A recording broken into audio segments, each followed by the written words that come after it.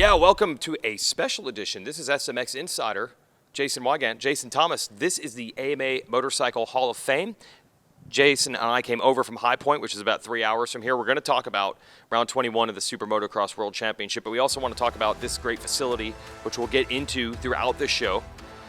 But we have so much to catch up on. From High Point, Ty Masterpool getting a first win, a 300th of Pro Circuit, a Sexton-Lawrence battle. Honestly, JT, though, this is wild. My main takeaway is this was the signature Hayden Deegan ride to me, even though he didn't win, that we'd really been looking for to say, what level is this dude on? An extremely high level. Yeah, has anyone ever really taken charge of a championship without winning the overall? Yeah. That's an interesting question to pose, but it really felt like that. It feels like he's the guy to beat, and everyone kind of knows it now. But that 450 class is where the battle is, and I didn't think that would happen at all. I don't think anybody counted on that championship being the one that we're going to talk about week in and week out, but here we are. Yeah, absolutely, and Chase Sexton so close to getting that straight-up win that he wants over Jet Lawrence so bad and didn't get it. You were doing a great job of looking at the ebb and flow of that race, and it looked like he had Jet on the ropes or maybe even broken, and he was about 2% away from, I think, that race was about to be over. Yeah, and I give Jet a lot of credit. He even said on the podium that that was Chase's race. You know, I was wondering if Jet was kind of laying up, waiting for him to make a charge late, and it didn't feel that way. I think Jet had already kind of conceded. Yeah. Then Chase makes that fatal mistake, goes down, I think pushing a little bit too hard, but in the end, Jet gets the overall. I brought up in the post-show, is this an inevitable thing? We don't know yet. He's not even the points leader, but if they keep making these mistakes the way they are, Jet Lawrence is going to retain that number one plate. Well, he's got 3 moto wins in a row already, another streak. And Southwick, I think he has a bigger advantage on that sand track than some of the others, and a weekend off to heal up. So it'll be interesting when we resume on June 29th.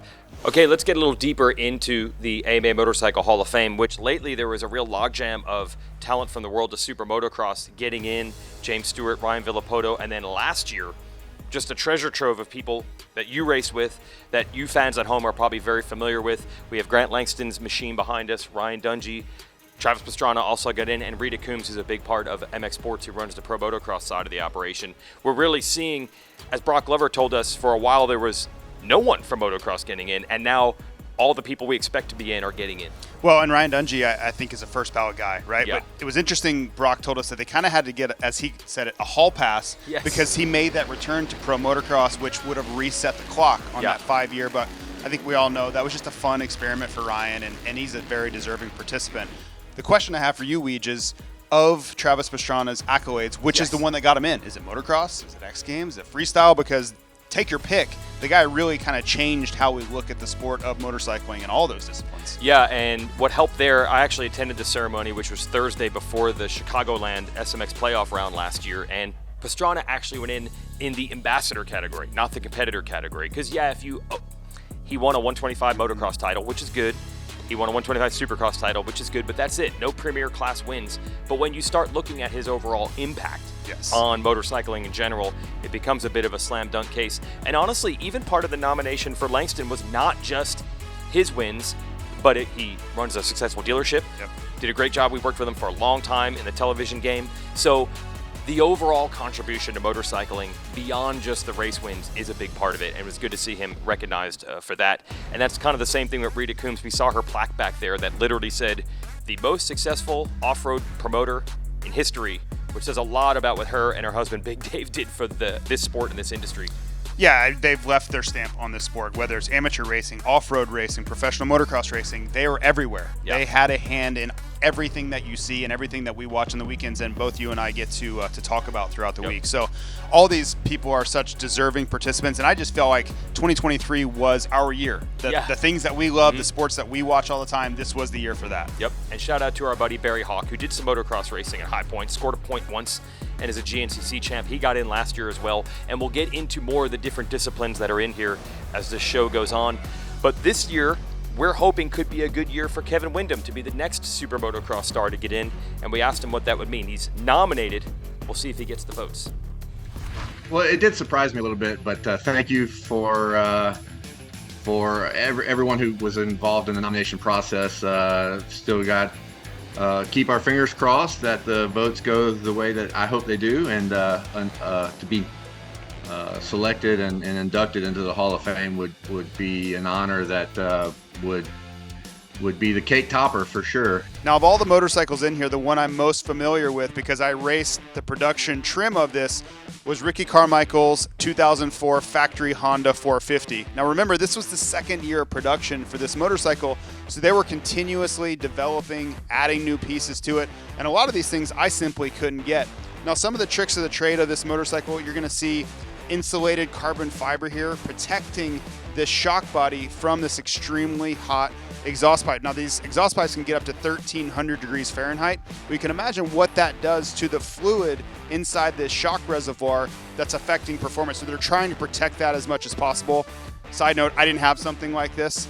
You're also going to see these little welds on the subframe. This is something I would do to my motorcycle as well. Ricky Carmichael, short in stature just like myself, trying to lower the rear end of that motorcycle just to give you a little bit more clearance between his butt and the seat when it does kick. You'll notice a lower seat. That's a pretty standard maneuver too. They would just shave down the seat to add, again, more clearance to it. But you go through this motorcycle, carbon fiber covers, custom foot pegs that are not for sale, full titanium.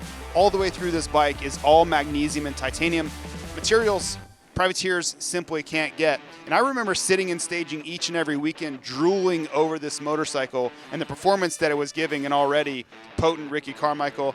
It's just one of the things you'll find here at the AMA Hall of Fame. And if they're not looking, I may steal this thing and sign up for it to show up at Southwick next weekend. One of the great things about this Motorcycle Hall of Fame is that it covers all disciplines of motorcycling. So whatever you're into, there's probably some great memories of the past that are going to be brought back up when you come here. And for me, I saw this 2004 Rodney Smith GNCC Suzuki, and it brought up all these great memories. This is where I broke into the industry as a reporter for Cycle News, and then eventually a television guy. I was doing the pit reporting and the announcing for the series in this season, where Rodney at 40 years old was winning races and eventually won the title. And I remember this like it was yesterday. There was a bombshell news that Ricky Carmichael was going to move from the mighty Team Honda to, at that time in Supercross, the lowly Team Suzuki. And on that weekend where we got that news in April, Rodney Smith won the race on a very stock RM250. Besides a pipe and silencer, this engine was straight off the showroom floor. And I remember Shane Nally, one of the mechanics on the team who had worked with Mike Kudrowski in his motocross days and moved to GNCC, said, "The Honda doesn't have low-end power. We could pull the semi with the engine in this bike. This bike is good. We are ready to do damage with Carmichael in Supercross." And that proved to be true. And Rodney, by the way, won the title at 40 years old, which is a heck of an accomplishment. I remember it very, very well. I'm actually getting chills thinking about those early days for me in the industry. And also iconic is this ISDE bike of Kurt Caselli. Back then, the American team had not had any success much at all in the ISDE, either as a team or individually. Caselli led. I think he finished second overall on that bike. And then he and his dad really spearheaded a leadership effort to make the American ISDE effort better. And eventually now they've gone on to win the event multiple times, but it really all started with that. And if you're not an East Coast woods guy like me, we have rally bikes in here. And if you're familiar with Baja, this is probably the most iconic of the Baja bikes.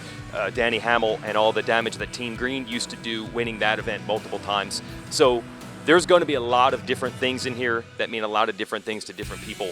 And when you come here, the memories are definitely going to come back. We're going to talk to the six-time AMA national champion, Brock Glover, who is a big part of the committee that is electing riders and people behind the scenes in this industry into the Hall of Fame, and learn more what this is all about. Okay, big interview time. We're going to continue talking AMA Hall of Fame. Now, we're at High Point Raceway, which is about as close as this championship gets to the AMA Hall of Fame, which is just outside of Columbus. We have Brock Glover.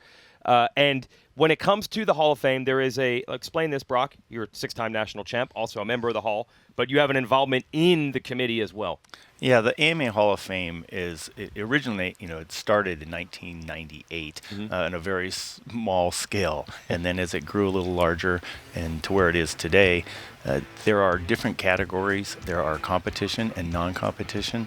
And obviously motocross and supercross fits in the competition category, and I am the committee chairman of the Supercross and Motocross committee, where I have up to 5 committee chairman or committee members, and then we all get together, talk about who we want to put on the ballot, and then from there, that's who we forward to the ballot. And it's up to the voting. It is. So in these meetings, right, we were getting together, you're talking about who should be nominated. What's a typical criteria? Is there a lot of eye tests involved? Because there can't be one hard and fast rule. There's too many different disciplines. Too many, some riders have premier championships, some don't. But in the end, we all kind of know. I think sometimes we know when we see it, but I would be interested in those conversations, because I would guess there's some back and forth a little bit, like yes, no, maybe?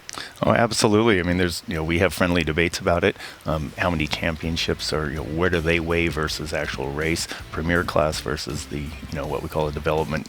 I call it a developmental class, the 125 and 250 supercrosses of the current day. Maybe they don't have the weight that the premier class does. But in general, you have a situation where you have to look at overall competition, who they raced against, and you don't necessarily have to have a premier class championship in order to be on the ballot. And this year was a good example of that with Kevin Windham. Yep. Okay, so take us behind the scenes a little bit. Who do you remember being the biggest argument about should they or shouldn't they get nominated for this? Well, it's that's kind of our behind-the-scene private conversation, to be honest with you. That's why we want in. That's why we want to go. I hear you. It's in Kevin's case, I mean, he has so many actual wins in the premier class against the competition and the likes of the, Ricky Carmichael and Chad Reeds and James Stewart. Riders like that are what I consider first ballot Hall of Famers. And, Kevin was competitive for so long and so talented, and did win the, 125 class in the Supercross a couple of times. So, I felt like he was worthy of it, and I think the fact that all of our committee members unanimously agreed was why Kevin was put on the ballot. As I always explain, this is an AMA Hall of Fame. This is both a non-competition and competition in other disciplines. Right. And then we had this time where we think, this is the sport we love, but athletes from this sport weren't necessarily getting in. So talk about trying to get motocross riders in instead of maybe other disciplines, or at least equal to other disciplines. Well, that was a dry spell in my mind, and it was, for me being over 10 years now as the committee chairman, when we go a couple of years and not get a rider in, it hurts. I take it personally. There you go. And part of it, I really had to start peeling back the layers of the onion to find out why that was happening. Mm-hmm. Then I realized that how few Hall of Fame members, the people who get to vote, are Hall of Fame members that are in the, committee chairman and committee members. Mm-hmm. And then also there's the executive review committee, which is called the ERC, and the board of directors of the AMA. So they got to vote. Well, recently they were added that lifetime members got to vote. So that helped a lot. Mm-hmm. And also I just literally started gathering data, and I had over 100 names that were Hall of Fame members that I personally knew and I felt I could call, and I started calling them and kind of calling them out, not voting. And then it came down to almost literally the most simple thing. They didn't have their contact information. It's all done electronically now, and if you don't have a valid email address on file, the AMA wasn't able to get a hold of you. And once we did that, immediately our ballot, our votes went up in the motocross and supercross side for sure, and Ron Lachine went in immediately the next year, so that was great. Yeah, and then last year a great class with a lot of people that have heritage in this sport. And the last thing you added last year, a neat little memento if you get in, the jacket. Yeah, that was honestly one of my committee members is Rob Bidos, and he's announced almost every one of these national motocross races in the last 20 plus years. Mm-hmm. And Rob and I were sitting at an actual banquet, and we're looking around, and they announced that there were 20-something Hall of Fame members at the banquet. Yeah, and I've been involved in the sport my entire life, and honestly, I think I only knew probably 5 or 6 of those people that were in the Hall of Fame, maybe 10, but I didn't know them all, and I thought that was a shame.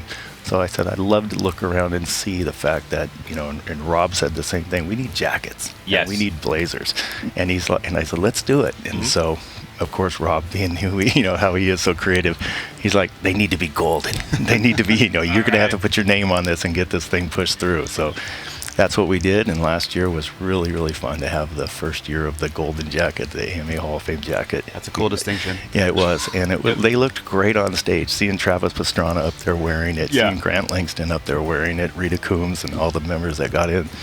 It was fun. So this year we're going to keep it on, and I've been asking to do a lot of donations from our industry, and it's been really well received, and the guys and the people involved have helped fund it, and it's really not that expensive. It's right around $100 a jacket by the time we get done with the embroidery and everything, and so we want to get all living members to be able to have their own jacket.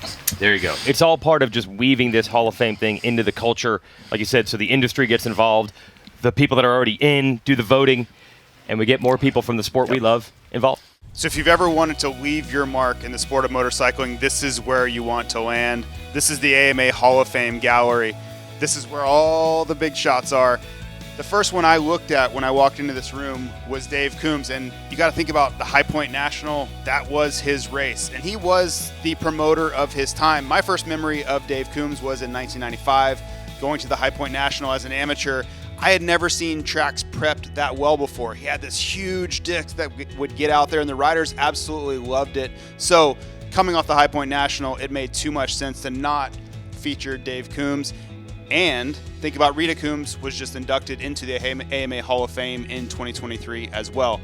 Now moving on, at the High Point National, I saw Roger DeCoster, and he was the man. You don't get the nickname the man without changing what the expectations are in professional motocross. You think about all the titles he's won. You think about the success he's had since his racing days, being a part of Team Honda, being a part of Ricky Carmichael's effort at Factory Suzuki, and now all the success he's had at KTM Red Bull Factory Racing. Now, Johnny O'Mara, a hero in racing in his own right, a member of so many winning Motocross of Nations teams, and you think about the success he's having with Jet and Hunter Lawrence, although it's going to be on Team Australia one of these years at Motocross of Nations, they're going to get that job done, and I'm going to give Johnny a hard time about that. But you see the just career development, and he just continues to help other riders win now. Now, speaking of helping riders win, Mitch Payton got his 300th win at the High Point National this past weekend. You think about Brian Swink back in 1991 getting that first win all the way to Ty Masterpool. No one had that on their bingo card, by the way, Ty Masterpool getting that 300th win.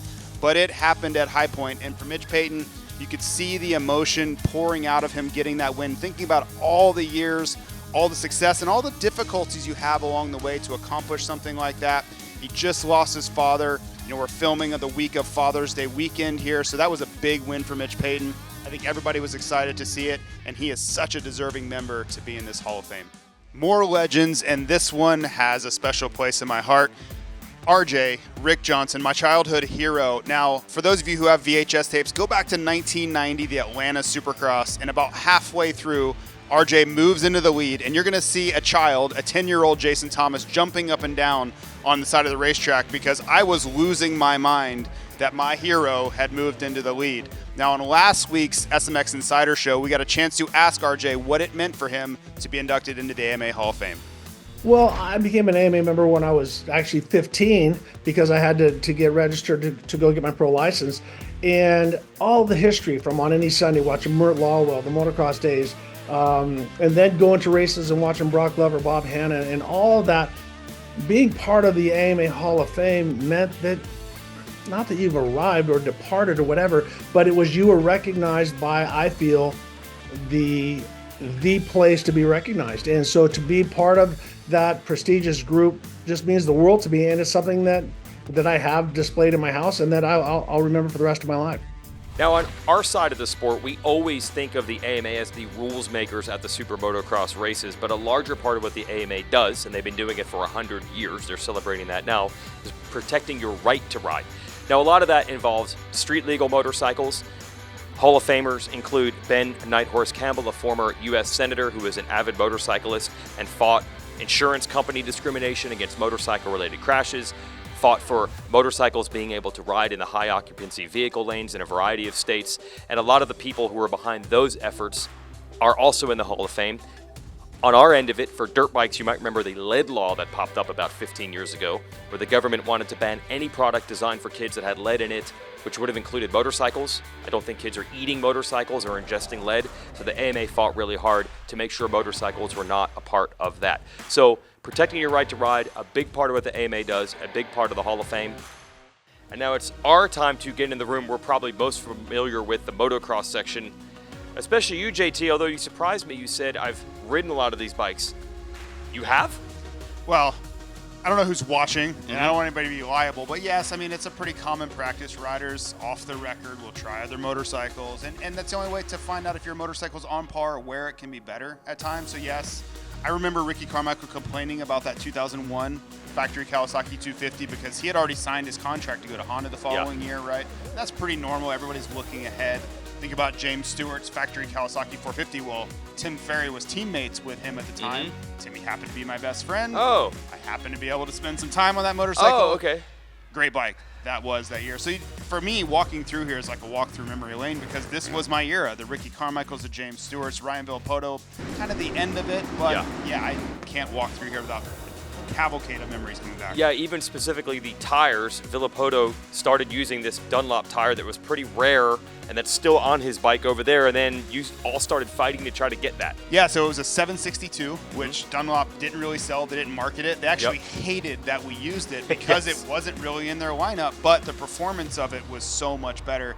And you were kind of asking why didn't they ever sell it. I think it was because the wear was a little bit higher than what they're really looking for. But for performance, everybody got them, and I was kind of on the lower tier, right? I wasn't on, let's say, Dunlop's most highest priority list, right?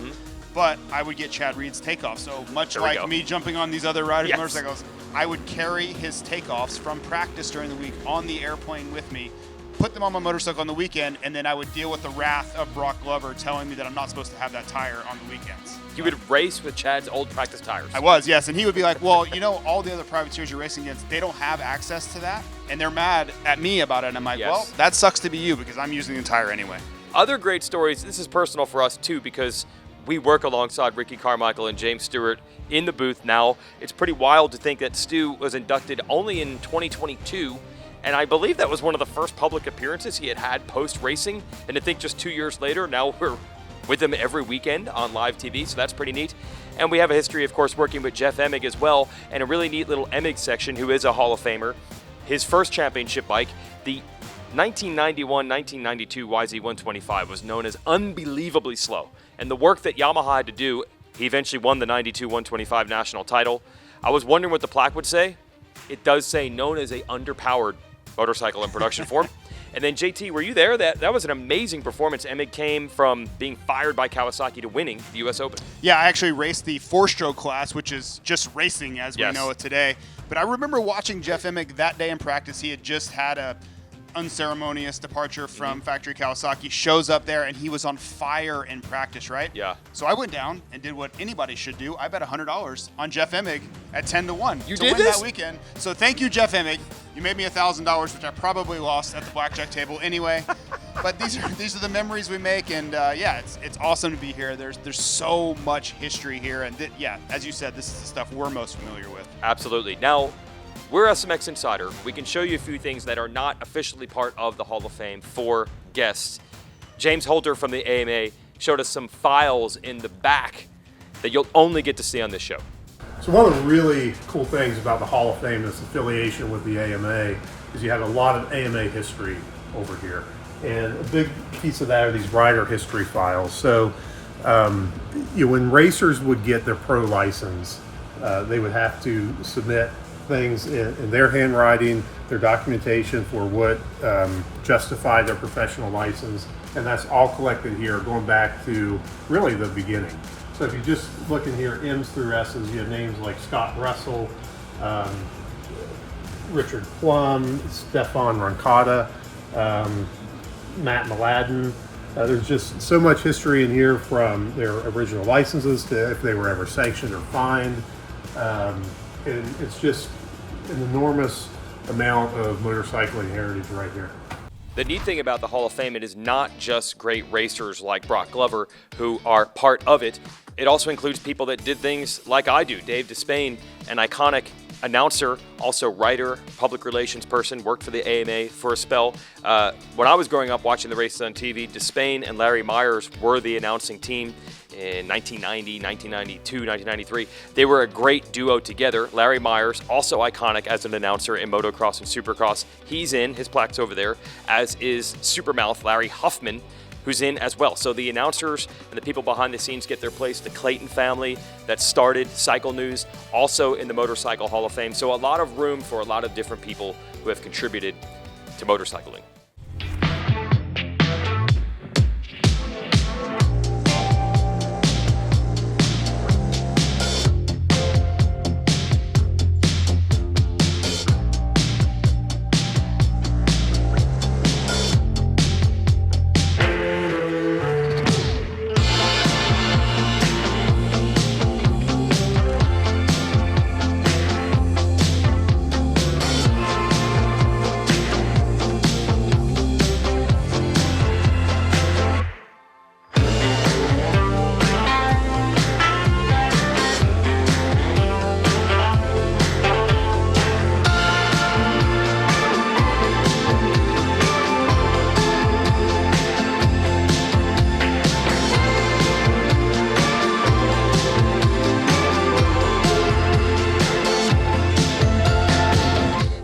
That's going to conclude our tour of the AMA Motorcycle Hall of Fame Museum. If you're a card-carrying AMA member, it's free. So it's just outside of Columbus, Ohio. Come take a tour and go to AmericanMotorcyclist.com. They have some really cool raffles of some really cool bikes like that Kawasaki bike back there that you can win. And then all the money that you donate with via the raffle helps fund this place. Those are also the actual ISDE World trophies behind us right here in the lobby. We do want to unpack High Point a little bit. Chase Sexton, another one that got away, and I know a lot of fans are saying, I've seen this movie over and over.